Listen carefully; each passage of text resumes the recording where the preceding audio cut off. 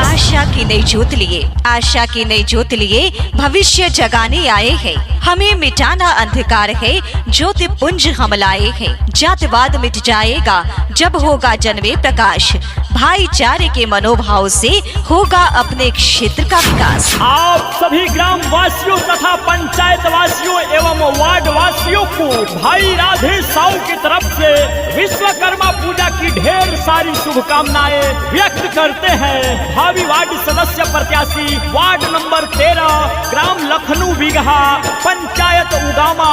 लाख बदल लो आईने चेहरा नहीं बदलता, लाख बदल लो आईने चेहरा नहीं बदलता।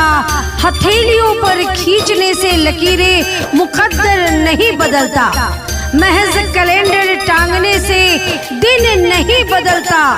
सोच से है पहचान हमारी, सोच से है पहचान हमारी, बिन सोचे कुछ नहीं बदलता। बस आपको इसी सोच को बदलने की जरूरत है।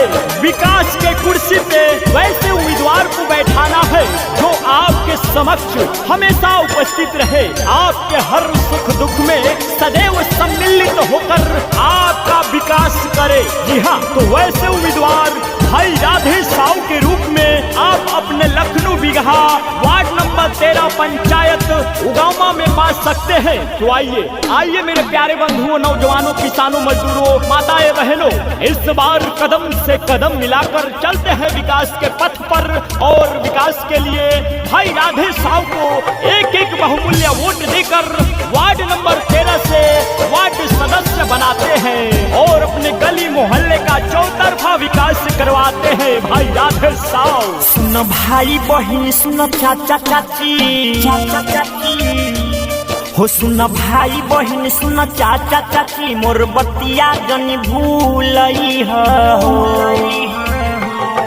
खाड़ा बहा वार्ड सदस्य उम्मीदवार हो, खाड़ा बहा वार्ड सदस्य उम्मीदवार राधे साहू के जीतई हो। ग्राम लखनऊ बिगहा 13 नंबर वार्ड से विजयी बनई हो। सुन वार्ड 13 के जनता माली, हर जोर जुल्म के टक्कर में संघर्ष हमारा नारा है। भय मुक्त, अपराध मुक्त, जात मुक्त हमारा नारा है। एकता हमारे पंचायत की जान है, विकास ही हमारी पहचान है। लाखों हंसी आपके नाम पर कर देंगे, हर खुशी आपके नाम पर कर देंगे। जिस दिन कमी हुई आपके सेवा में बता दीजिएगा, हम उस दिन अपना पद त्याग देंगे। जाति धर्म का भेद नहीं, मानवता धर्म हमारा है। भाई राधे साहू वार्ड नंबर 13 ग्राम लखनऊ बिगहा पंचायत उगामा से कूद पड़े हैं राजनीतिक में। गरीब मजदूर नौजवान किसानों का दुख नहीं देखा जा रहा है, भ्रष्टाचारियों का भ्रष्टाचारी देखा नहीं जा रहा है। इसीलिए ग्राम लखनऊ बिगहा वार्ड नंबर 13 से आ रहे हैं भाई राधे साहू वार्ड सदस्य के प्रत्याशी, नेक, कर्मठ, शिक्षित, विकासशील, संघर्षशील, ईमानदार उम्मीदवार भाई राधे साहू। विकास के लिए एकमात्र नाव भाई राधे साहू। तो आइए माताएं बहनों, इस बार हम सबको एकजुटता का फरमान देना है और वार्ड नंबर 13 लखनऊ बिगहा से भाई राधे साहू को ही अपना वार्ड सदस्य बनाना है और भ्रष्टाचारियों, भ्रष्ट बेईमान नेताओं को दूर भगाना है। तो आइए इस बार परिवर्तन करते हैं और अपने वार्ड नंबर 13 में विकास लाते हैं। विकास के लिए एकमात्र नाम राधे साहू। वार्ड सदस्य में खाड़ा बानी हो, जन जन के आंखों के तारा बानी। वार्ड सदस्य में खाड़ा बानी, जन जन के ता दुलारा बानी। ग्राम लखनऊ बिगहा 13 से